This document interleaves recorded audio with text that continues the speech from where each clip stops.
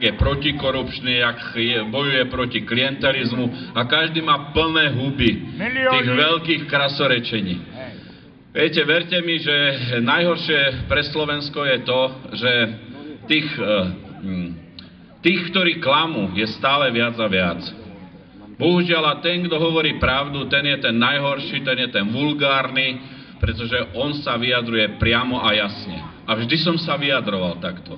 A chcem vám povedať jedno, že táto vláda pošle túto Slovenskú republiku do horúcich pekiel. A hlavne vás, bežných občanov, pretože vám ukrajuje, ale sebe absolútne nie. A ten fakt, že Maďari sa zase dostali do vlády, zase proste si vytlkajú z tejto vládnej koalície to, čo sa nám podarilo nejakým spôsobom odstrániť. Treba používanie jazyku v regiónoch, kde je minimálne 20% občanov inej národnosti, ktorí rozprávajú menšinovými jazykmi. Teraz už je na stole proste zmena tohto zákona, aby to mohlo byť bežné aj tam, kde je len 10% menšiny. Niekto si myslí, ale veď to nie je podstata, z toho sa nikto nenaje. Ale to nie je pravda.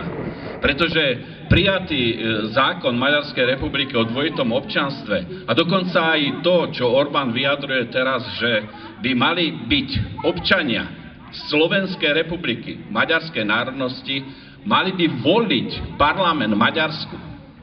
Že by mali mať právo voliť maďarský parlament aj slovenský parlament. Tak to tu už bolo v 30. rokoch v Sudetoch. A potom prišiel jeden pán s fúskami a bolo po Československu. Pretože prišiel chrániť len svojich občanov na územie bývalého Československa. Sudeckých Nemcov. Preto chcem zdôrazniť, že Slovenská národná strana nebude hovoriť len o menšinových problémoch, o problémoch, proste, ktoré sa týkajú tých nešťastných Maďarov a tých buzerantov, ktorí sú bohužiaľ teraz ešte aj vo vláde.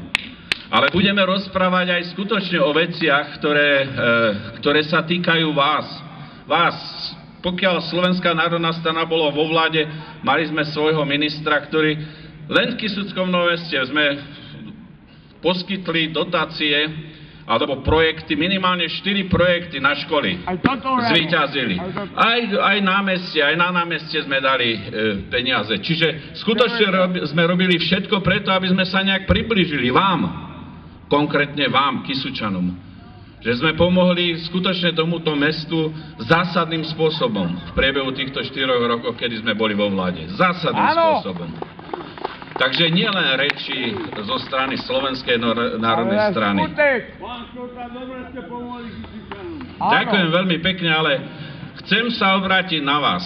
Fakt, aby ste si rozmysleli, koho budete voliť teraz v týchto komunálnych voľbách. Pretože veľká politika sa odvíja od tejto malej, komunálnej politiky. Že keď bude na týchto regionálnych postoch budú ľudia, ktorí absolútne nemajú nič spoločné s národom, so slovenským národom, takisto sa to odrazí skutočne v tej veľkej politike, parlamentnej politike. A potom sa budú prijímať zákony, ktoré vám určite nebudú sedieť, ktoré vás budú ožobračovať a budú brať z vašich platov.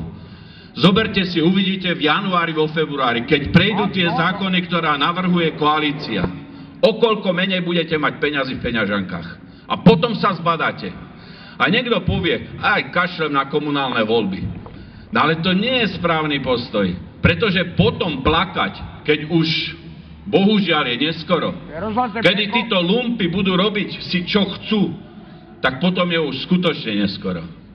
A jedno vám poviem, že pre mňa je úplne záhadné, keď niekto, kto chodí do kostola, je katolík, dá si na svoj billboard aj, že ho podporuje SAS. Bože, ani neviem vysloviť, čo to je za strana.